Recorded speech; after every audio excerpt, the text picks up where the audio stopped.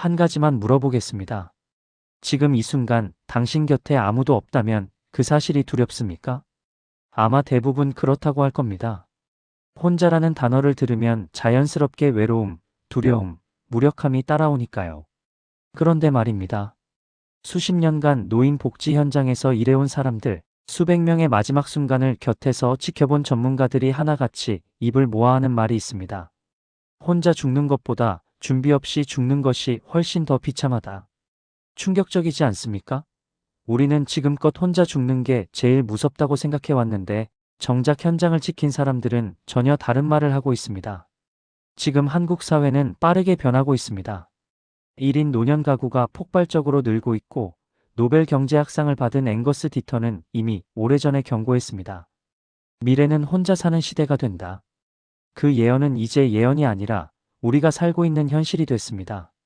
자녀가 있어도 배우자가 있어도 가족이 바로 옆에 있어도 마지막 그 순간만큼은 결국 혼자입니다. 이건 냉정한 현실이 아니라 누구에게나 공평하게 찾아오는 진실입니다. 그렇다면 질문을 바꿔야 합니다. 같이 죽을 수 있는가? 가 아니라 혼자라도 어떻게 행복하게 떠날 수 있는가? 어떤 사람은 수십 명의 가족에 둘러싸여 있으면서도 극도로 외롭게 죽고 어떤 사람은 작은 방에 혼자 누워서도 놀랍도록 평온하게 눈을 감습니다. 그 차이가 어디서 오는지 아십니까? 가족이 있느냐 없느냐가 아닙니다. 어떻게 준비하며 살아왔느냐, 단 그것 하나입니다. 오늘 여기서 이야기하려는 건 바로 그겁니다. 평생 혼자 살아도 외롭지 않고 마지막 순간까지 자기 자신으로 존엄하게 그리고 무엇보다 행복하게 떠나는 5가지 방법. 지금 나이가 몇이든 혼자든 함께든 오늘 이 이야기는 분명히 여러분의 남은 삶을 다르게 만들어줄 것입니다. 혼자라는 사실이 공포가 아니라 오히려 자유가 될 수 있다는 것. 지금부터 하나씩 풀어보겠습니다. 첫 번째, 감정 체력 만들기, 외로움과 싸우지 말고 친해져라. 2019년 겨울, 전라남도의 한 소도시에서 혼자 살던 70대 박 어르신 이야기를 들은 적이 있습니다. 박 어르신은 젊을 때 꽤 활발한 사람이었다고 합니다. 시장에서 장사도 하고 동네 이장도 했고 마을 행사 때마다 제일 먼저 나서던 사람이었죠. 그런데 은퇴하고 배우자와 사별한 뒤 그는 조금씩 달라지기 시작했습니다. 처음엔 그냥 좀 조용하게 지내고 싶었던 것뿐이었는데 한 달이 지나고 반년이 지나고 어느새 1년이 넘어가면서 이웃과 대화하는 횟수가 손에 꼽힐 정도로 줄었습니다. 나이 들면 다 이런 거지. 귀찮은 게 당연하지. 스스로 이렇게 합리화하면서 집안에 있는 시간이 점점 길어졌습니다. TV를 틀어놓고 소파에 앉아 있으면 시간은 갔습니다. 처음엔 편했습니다. 아무것도 안 해도 되고 누구 눈치도 안 봐도 되고 진짜 편했습니다. 그런데 어느 날 새벽 잠을 자다가 갑자기 깨는 일이 생겼습니다. 뭔가 꿈을 꿨는데 기억이 안 나는데 가슴이 텅 빈 느낌. 그리고 그 순간 머릿속에 딱 하나의 생각이 스쳤습니다. 내가 지금 죽어도 알아줄 사람이 있나? 그 생각이 들어온 순간부터 박 어르신은 달라졌다고 합니다. 달라진 게 아니라 무너졌다고 하는 게 더 정확합니다. 극심한 외로움이 밀려왔고 잠이 안 왔고 밥맛이 없어졌고 병원에서는 우울증 진단이 나왔습니다. 몸이 아픈 게 아니었습니다. 마음이 먼저 쓰러진 겁니다. 반면에 비슷한 나이에 비슷한 환경에서 혼자 사는 이 어르신의 이야기도 있습니다. 이 어르신도 자녀들이 멀리 살고 가까운 가족이 없고 딱히 친한 친구도 없었습니다. 겉으로만 보면 박 어르신이랑 별 차이가 없었죠. 그런데 이 어르신은 혼자 밥을 먹어도 혼자 여행을 가도 어쩐지 생기가 있었습니다. 동네 도서관에 가서 모르는 사람과 날씨 얘기를 하고 카페 사장님이랑 가끔 안부를 나누고 복지관 강좌에서 새로 배우는 게 있으면 눈이 반짝였습니다. 누군가 물었습니다. 혼자 사는 게 안 외로우세요? 이 어르신이 웃으면서 대답했습니다. 외롭죠. 근데 외로운 게 뭐 어때서요? 외롭다고 죽진 않아요. 외로울 때 어떻게 하느냐가 중요하지. 이 한마디가 핵심입니다. 외로움은 극복의 대상이 아니라 공존의 대상이에요. 감정도 근육과 같아서 자꾸 써봐야 단단해지거든요.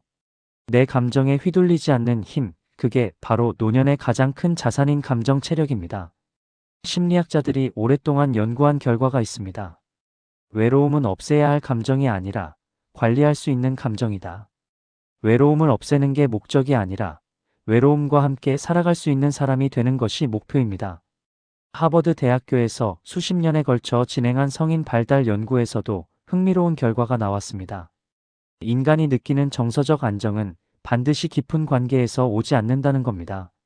매일 아침 마주치는 경비 아저씨와 눈인사를 나누는 것, 단골 편의점 점원과 짧은 농담을 주고받는 것, 이런 아주 가벼운 접촉들이 외로움을 막는데 생각보다 훨씬 강력한 역할을 합니다.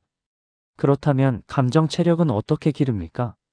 가장 먼저 말을 거는 연습을 해야 합니다. 대단한 말이 아니어도 됩니다. 오늘 날씨 좋죠? 한마디면 됩니다. 약국 약사한테, 아파트 경비 아저씨한테, 카페 직원한테 하루에 한마디씩만 먼저 걸어도 고립의 벽이 무너지기 시작합니다. 두 번째는 감정 이름 붙이기입니다. 이게 뭔 소리냐 싶겠지만 이게 진짜 중요합니다. 오늘은 왠지 기분이 가라앉네. 지금 나 약간 불안한 것 같아. 이렇게 자기 감정을 말로 표현하는 것 자체가 감정을 다스리는 힘이 됩니다.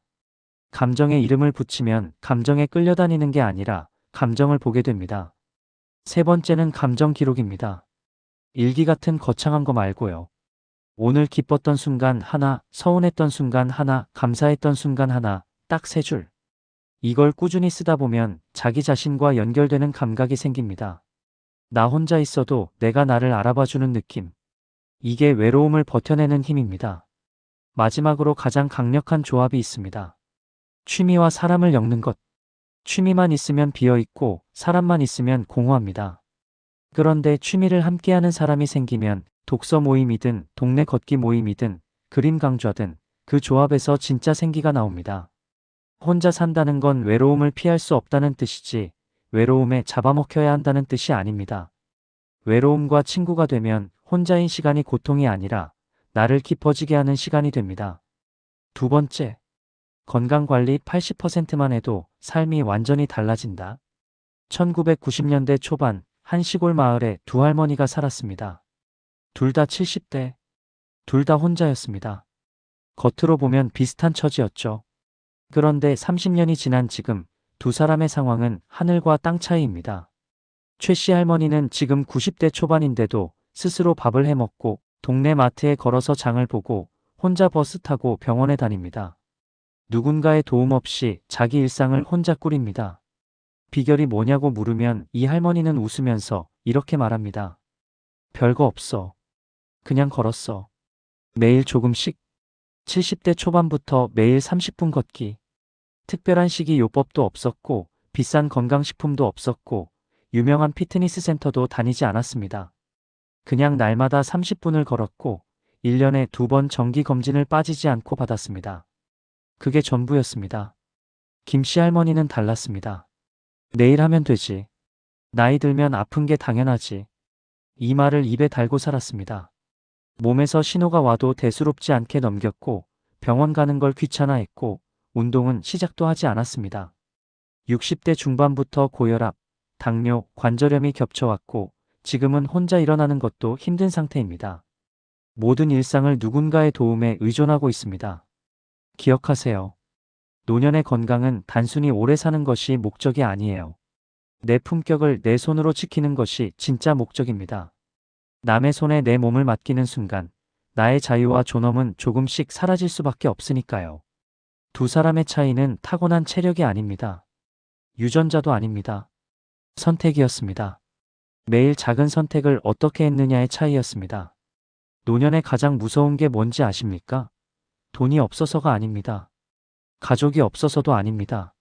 몸이 내 마음대로 되지 않는 것. 아파도 돌봐줄 사람이 없는 것. 혼자 사는 사람에게 이건 단순한 불편함이 아니라 생존의 문제가 됩니다. 의학 전문가들이 말합니다. 우리가 걸리는 질병의 80%는 생활 습관으로 예방 가능하다고. 이게 얼마나 강력한 말인지 아십니까? 비싸고 복잡한 치료가 아니라 일상의 습관이 80%를 막아준다는 겁니다. 그렇다면 어떻게 해야 하나? 하루 30분 걷기. 빠르게 걷든 천천히 걷든 상관없습니다. 단 매일 해야 합니다. 이게 가장 쉽고 가장 돈이 안 들고 가장 효과가 확실한 방법입니다. 계단 한 층 오르기를 습관으로 만들면 더 좋습니다. 음식은 덜 먹는 것이 핵심입니다. 특별한 식단이 필요한 게 아닙니다. 늦은 밤에 먹지 않는 것, 배가 80% 정도 찼을 때 숟가락을 내려놓는 것. 먹는 즐거움은 순간이고 그로 인한 건강 손실은 평생입니다. 잠을 잘 자야 합니다. 수면이야말로 가장 강력한 보약입니다. 자는 동안 몸이 회복되고 뇌가 정리되고 면역이 강해집니다. TV를 끄고 스마트폰을 멀리 두고 일정한 시간에 자고 일어나는 것, 이것만으로도 삶의 질이 눈에 띄게 달라집니다. 정기검진은 선택이 아닙니다. 아프고 나서 병원 가면 이미 늦은 경우가 많습니다. 미리 잡는 것이 가장 큰 절약입니다. 그리고 믿을 수 있는 병원 하나, 의사 한 명을 주치의처럼 정해두는 것, 위기가 왔을 때 어디로 가야 할지 헤매지 않게 해줍니다. 집 안 환경 정리도 빠뜨릴 수 없습니다. 미끄러운 욕실 바닥, 걸리는 문턱, 높은 선반, 이런 작은 것들이 사소해 보이지만 넘어짐 한 번이 노년의 삶을 완전히 바꿔놓습니다. 손잡이 하나 설치하는 것, 미끄럼 방지 매트 하나 까는 것이 수술비 수백만 원을 막아줄 수 있습니다. 건강을 지키는 건 거창한 결심이 필요하지 않습니다. 오늘 30분 걷는 것, 이 한 가지부터 시작하면 됩니다. 몸이 버텨줘야 혼자서도 밥을 해먹고, 장을 보고, 병원에 가고, 자기 삶을 꾸릴 수 있습니다. 혼자가 두렵지 않은 이유는 스스로를 돌볼 수 있기 때문입니다. 세 번째, 경제적 독립, 자식에게 기대지 않는 삶이 진짜 효도다. 70대 김 어르신의 이야기입니다. 김 어르신은 평생을 자녀를 위해 살았습니다. 자녀 학원비 대느라 당신 옷은 수십 년째 떨쳐 입었고, 자녀 결혼자금 대느라 노후 준비는 뒷전이었고, 자녀 집 사는데 보태주느라 당신 통장은 항상 빠듯했습니다. 그렇게 다 내어줬으니 나중에 자식이 돌봐주겠지, 그 믿음 하나로 살았습니다. 그런데 막상 혼자가 되니 현실은 달랐습니다. 처음엔 괜찮았습니다. 자녀가 용돈도 주고 가끔 얼굴도 비쳤습니다. 그런데 시간이 지나면서 조금씩 달라졌습니다. 자녀들도 자기 살기가 빠듯했습니다. 집값 오르고 애들 교육비 나가고 대출 이자 내다 보면 부모한테 보낼 여유가 점점 줄었습니다. 용돈이 줄었고 갈등이 생겼습니다. 김 어르신은 나중에 이렇게 말했다고 합니다. 내가 자식 때문에 사는 줄 알았는데 자식 때문에 제일 힘들었어. 자식에게 다 퍼주는 게 사랑인 줄 알았는데 그게 결국 자식의 앞길을 막고 나를 벼랑 끝으로 내모는 일이 되기도 하죠. 냉정하게 들리겠지만 내 통장이 든든해야 자식의 얼굴도 편하게 볼 수 있는 게 지금의 현실입니다. 말 한마디도 조심스럽고 눈치를 보게 되고 하고 싶은 말이 있어도 참게 되고 경제적으로 의존하는 순간 관계의 무게가 완전히 달라집니다. 반면 비슷한 나이, 비슷한 처지에서 전혀 다른 선택을 한 이 어르신이 있었습니다. 이 어르신은 젊을 때부터 작은 것 하나를 원칙으로 삼았습니다. 자식한테 손 벌리지 않는다. 많은 돈이 있는 것도 아니었습니다. 하지만 작은 임대 수익, 국민연금, 그리고 철저한 지출 관리, 이 세 가지를 꾸준히 지켰습니다. 그러자 자녀에게 기댈 일이 없어졌고 자녀와의 관계가 오히려 편안해졌습니다. 이 어르신은 이렇게 말했습니다. 내가 벌어놓은 거로 내 인생 살아가니까 누가 날 어쩌지 못해요. 그게 제일 편해. 행동경제학에서 노년의 행복을 결정하는 세 가지 요소로 건강, 관계, 그리고 재정을 꼽습니다. 그 중에서도 재정적 독립이 기초가 되어야 나머지 두 가지도 제대로 작동한다고 합니다. 돈이 없으면 건강관리도, 좋은 관계도, 자기다운 생활도 유지하기 어렵습니다. 많은 전문가들이 이런 말을 합니다. 노년의 가장 큰 효도는 자식에게 기대지 않는 것이다. 기대지 않을 때 관계가 편안해지고 서로가 서로를 존중할 수 있습니다. 경제적 독립은 큰 재산이 있어야 가능한 게 아닙니다. 돈을 다루는 습관이 더 중요합니다. 가장 먼저 해야 할 건 새는 돈을 막는 겁니다. 안 쓰는 보험에 매달 나가는 돈, 쓰지도 않는 구독 서비스, 충동적으로 사는 것들, 이것들만 정리해도 노년 생활이 안정됩니다. 돈을 더 버는 것보다 덜 세게 막는 것이 훨씬 빠릅니다. 고정 수입이 2개 있으면 심리적으로 완전히 달라집니다. 국민연금, 기초연금, 아주 작은 월세 수입, 혹은 재능을 살린 소득, 금액이 크지 않아도 됩니다. 고정 수입이 있다는 사실 자체가 안정감을 줍니다. 자녀와 돈을 절대 섞지 말아야 합니다. 자녀 사업에 투자하거나 대출 보증을 서거나 자녀 빚을 갚아주는 것, 이건 사랑처럼 보이지만 대부분 관계를 망가뜨리는 결과로 끝납니다. 돈이 섞이면 감정이 섞이고 감정이 섞이면 관계가 깨집니다. 생활비는 자동화가 핵심입니다. 월세, 통신비, 공과금을 자동이체로 설정해두면 실수를 줄이고 생활을 안정시킵니다. 그리고 비상금은 최소 6개월치를 별도로 따로 빼두는 것이 좋습니다. 갑작스러운 병원비, 예상치 못한 수리비가 생겼을 때 허둥대지 않으려면 이게 반드시 있어야 합니다. 자식에게 기대지 않는 삶은 자식을 멀리하는 삶이 아닙니다. 오히려 반대입니다. 경제적으로 독립하면 자녀와의 관계에서 감사와 애정만 남고 눈치와 부담이 사라집니다. 그게 진짜 편안한 가족 관계입니다. 네 번째, 사회적 관계 깊지 않아도 된다. 넓고 가볍게가 답이다. 사람들이 노년에 가장 크게 착각하는 것 중 하나가 있습니다. 친한 친구가 없으면 외롭다는 것. 물론 가까운 친구가 있으면 좋습니다. 그런데 현실을 한번 봅시다. 나이가 들수록 깊은 관계를 유지하는 게 점점 힘들어집니다. 친구가 먼저 세상을 떠나기도 하고 건강이 나빠지면 자주 만나기도 어렵고 연락이 뜸해지다가 자연스럽게 멀어지기도 합니다. 그리고 솔직히 말하면 깊은 관계일수록 상처도 깊습니다. 젊을 땐 간이라도 빼줄 것 같던 친구도 세월 앞에선 변하기 마련이에요. 그러니 이제는 깊이에 집착하지 마세요. 스치듯 안녕할 수 있는 가벼운 이웃. 사촌 10명이 멀리 사는 절친 1명보다 당신의 일상을 더 따뜻하게 지켜줄 겁니다. 노년에 진짜 필요한 건 깊은 관계가 아닙니다. 지속 가능한 관계입니다. 가볍지만 꾸준히 만날 수 있는 관계. 크게 에너지를 쏟지 않아도 되는 관계. 기대치가 낮아서 상처받을 일이 적은 관계. 이런 관계들이 노년의 외로움을 실제로 줄여줍니다. 놀라운 연구 결과가 있습니다. 인간이 느끼는 외로움은 관계의 깊이보다 관계의 빈도의 영향을 더 많이 받는다는 겁니다. 1년에 한 번 만나는 절친한 친구보다 매일 마주치는 카페, 사장님과 나누는 가벼운 인사가 외로움을 더 효과적으로 막아줍니다. 아파트 경비 아저씨, 단골 가게 주인, 헬스장에서 매일 보는 사람, 이런 관계만으로도 사람은 충분히 연결된 느낌을 받을 수 있습니다. 그렇다면 어떻게 관계를 만들고 유지해야 하는가? 먼저 부담 없는 연락 습관을 만드세요. 오늘 날씨 좋네요. 잘 지내시죠? 사진 한 장, 꽃 한 송이 찍어서 보내는 것. 이게 전부입니다.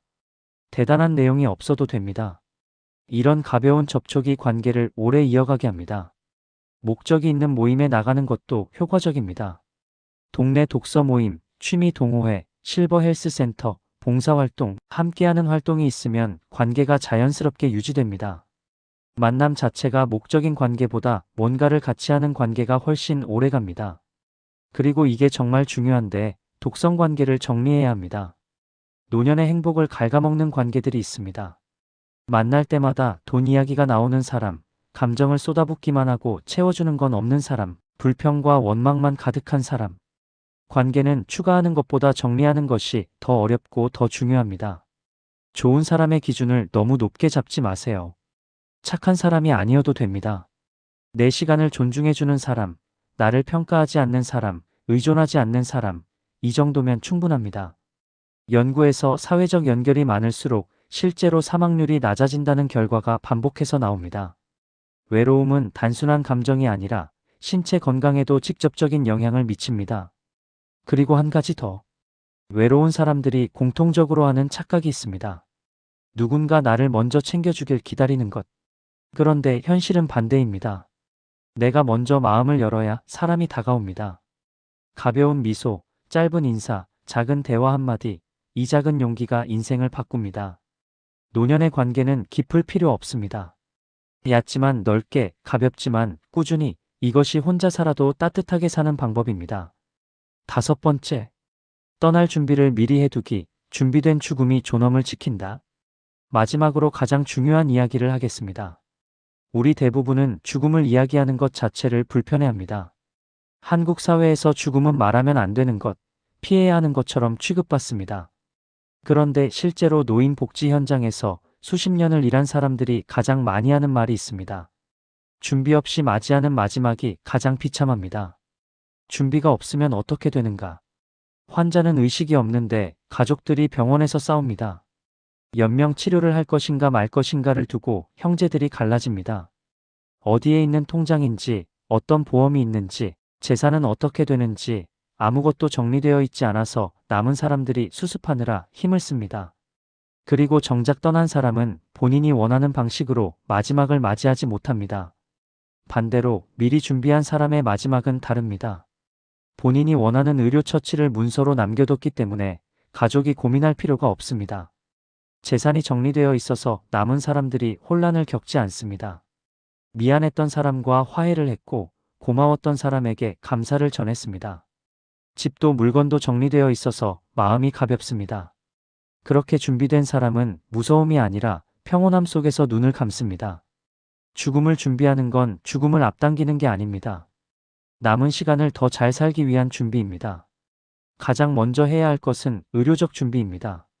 사전 연명 의료 의향서를 작성하는 것. 이게 뭐냐 하면 내가 의식이 없는 상태가 됐을 때 어떤 의료 처치를 원하는지 미리 적어두는 겁니다. 연명 치료를 원하는가 원하지 않는가, 통증 완화를 우선할 것인가, 이걸 명확하게 기록해두면 가족들이 극한의 상황에서 싸울 필요가 없어집니다. 전국 보건소와 웰다잉 센터에서 무료로 작성할 수 있습니다. 두 번째는 경제적 정리입니다. 통장이 어디 있는지, 보험이 무엇이 있는지, 부동산은 어떻게 되는지, 연락해야 할 사람이 누구인지 이걸 정리해서 한 곳에 기록해두는 것. 혼자 사는 사람일수록 이게 반드시 필요합니다. 정리하지 않으면 내가 떠난 뒤 남은 사람이 모든 걸 다 수습해야 합니다. 그것 자체가 짐을 남기는 겁니다. 세 번째는 마음의 정리입니다. 미안했던 사람이 있다면 화해하는 것, 고마웠던 사람이 있다면 표현하는 것. 편지를 써도 좋고 직접 말해도 좋고 영상을 남겨도 좋습니다. 마음속에 쌓아둔 감정들을 비워낼수록 마음이 가벼워집니다. 물건도 마찬가지입니다. 필요한 것만 남기고 정리하는 과정에서 애착이 줄고 집착이 줄고 마음이 자유로워집니다. 그리고 마지막, 나답게 떠나는 것을 생각해보는 것. 내가 좋아하는 음악이 뭔지, 내가 편안함을 느끼는 공간이 어디인지, 마지막을 어떤 분위기에서 맞이하고 싶은지, 이런 것들을 생각해두는 것.